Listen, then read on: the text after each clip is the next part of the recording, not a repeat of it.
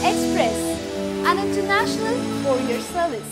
Raviteja star హీరోగా Tollywood ని ఏలుతున్నా కానీ తమ్ముడు భరత్ మాత్రం ఎన్నో వివాదాలతో జీవితాన్ని గడుపుతూ ఉండేవాడు. గతంలో కూడా పోలీసులను దూషించిన కేసులో జైలుకెళ్లడం జరిగింది. ఆ తర్వాత బెయిల్పై విడుదల కావడం జరిగింది. ఇవే కాకుండా డ్రంక్ అండ్ డ్రైవ్ డ్రగ్స్ కేసులో నిందితుడిగా ఉన్నాడు.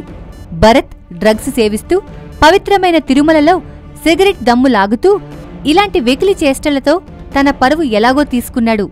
మామూలుగా తన జీవితం ఎలా అయినా ఉండని, కనీసం తన అన్న టాలీవుడ్ మాస్ హీరో రవితేజ పరువైనా కాపాడా అంటే అదీ లేదు.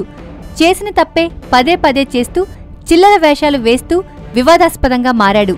పోలీసులు, మీడియాకి ఎప్పుడూ టచ్లో ఉంటూ కెరీర్ మొత్తం అవే రకం వివాదాల్లో చిక్కుకుపోయాడు భరత్ రాజు.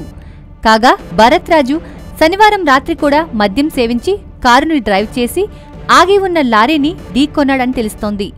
విపరీతమైన వేగంతో వచ్చి ఆగి ఉన్న లారీని ఢీకొట్టడంతో ముందు భాగం మొత్తం లారీ ట్రాలీ కిందకు వెళ్లిపోయి భరత్ తల ఛిద్రమైపోయింది. కానీ రాత్రి రోడ్డు ప్రమాదం జరిగాక జరిగిన పరిణామాలే అనుమానాలకు తావిచ్చేలా ఉన్నాయి. ఈ ఘటన శనివారం రాత్రి 11 గంటలకు జరిగితే తెల్లవారే వరకు దాదాపు 10 గంటల పాటు మీడియాకి, పోలీసులకి కూడా తెలియకుండా జాగ్రత్త పడ్డారంటే డ్రగ్స్ కూడా సేవించి ఉంటారని, అందుకే ఈ విషయం గోప్యంగా ఉంచారా అన్న అనుమానాలకు తావిస్తోంది.